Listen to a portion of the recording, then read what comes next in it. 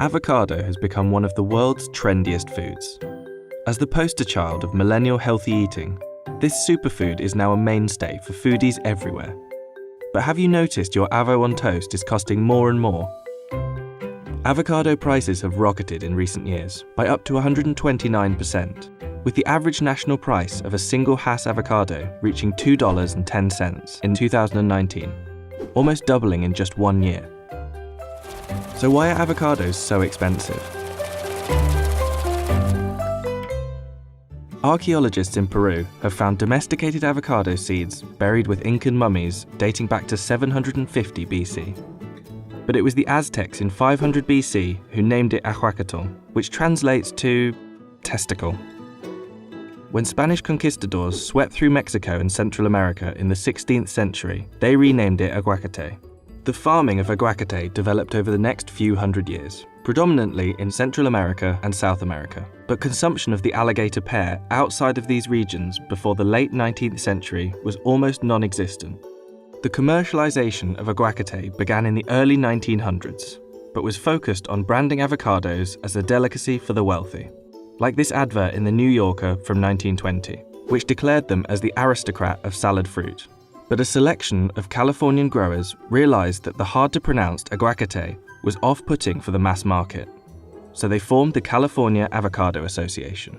By the 1950s, production scale grew, and avocado prices fell to about 25 cents each.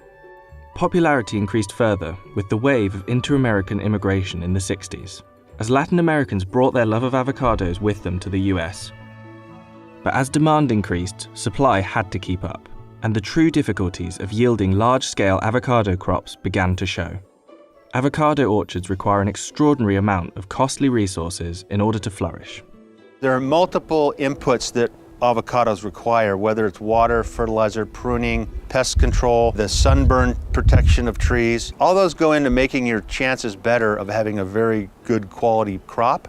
When we decide to plant an avocado orchard, we'll plant trees that come from certified nurseries. We have to place our orders years in advance.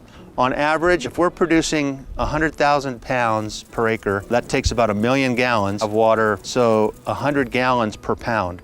So it'd be about 50 gallons per 8-ounce fruit. But that's dependent on what Mother Nature will throw at you. You know, we have wind, we have intense sun. It's really hard for a grower to manage the unmanageable things that will affect a crop.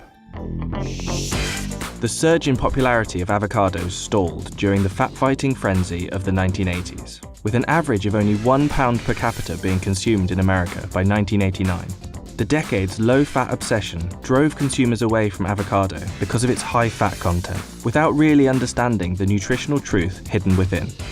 When it comes to fat in food in general, people tend to get a little bit concerned because we often hear in the media that fat isn't good for us. But the type of fat that's in avocados is monounsaturated fat, which is actually often deemed healthy fat or heart-healthy fat. So while there is a lot of fat in avocados, it's actually quite good fat.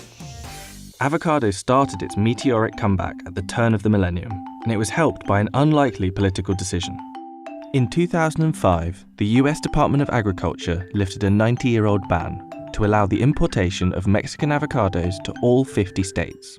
Initially, this decision angered Californian growers, who feared the move could slash local growers' sales by as much as 20%. What actually transpired and took place was, as that Mexican supply became much more prevalent and available, retailers got behind marketing and selling avocados.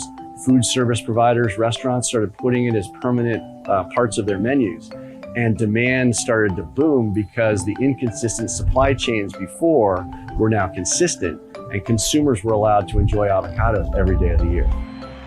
The biggest day of the avocado calendar became Super Bowl Sunday, when it's now estimated that almost 200 million pounds of avocados are eaten during the big game in America. But if you take a moment to consider the resources needed to produce that amount, you can start to understand avocados' elevated prices.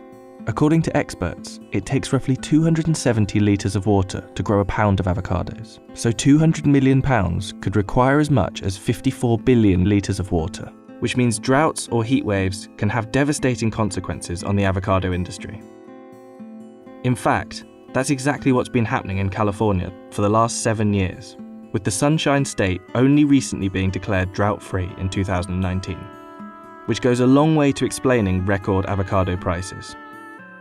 In some countries, like Chile, avocado cultivation is being blamed for exacerbating droughts, as lush green orchards overlook dry riverbeds. Perhaps the biggest reason for avocado's rise to dominance is the emergence of the clean eating lifestyle. No longer just a chip dip for special occasions, this superfood can be found in a plethora of recipes in cafes and restaurants everywhere around the world. And those who are eating them are really keen for you to know about it. Just type #avocado into Instagram, and you'll be hit with over 10 million search results. But is the glorification of avocado justified? There's quite a big hype around avocados, but it actually is quite justified when it comes to how nutrient dense this food is. There's not many foods that actually replicate it in terms of a nutritional profile. When it comes to calling something a superfood, I'm not really for that label. Avocados are definitely a good food to include in your diet, but like I said, you're not really missing out if you don't like them or if you can't eat them for any reason. Monounsaturated fats, we can find that in things like olive oil and olive, nuts and seeds, vitamins and minerals. We can find that in other green vegetables, so spinach and broccoli and things like that. So there's ways of getting those nutrients in without having avocado. All of this produce requires an astonishing amount of labour.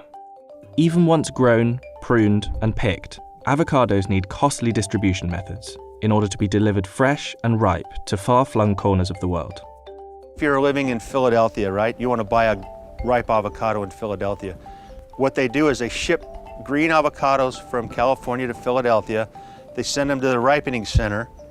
They warm them up and get ethylene in them so they all ripen. And then when they're moved out to the retail stores, you're actually buying something that's almost ready to eat or ready to eat. Because if you were to buy a green avocado that's shipped straight from California to your market, you would have to ripen it yourself over 7 to 10 day period.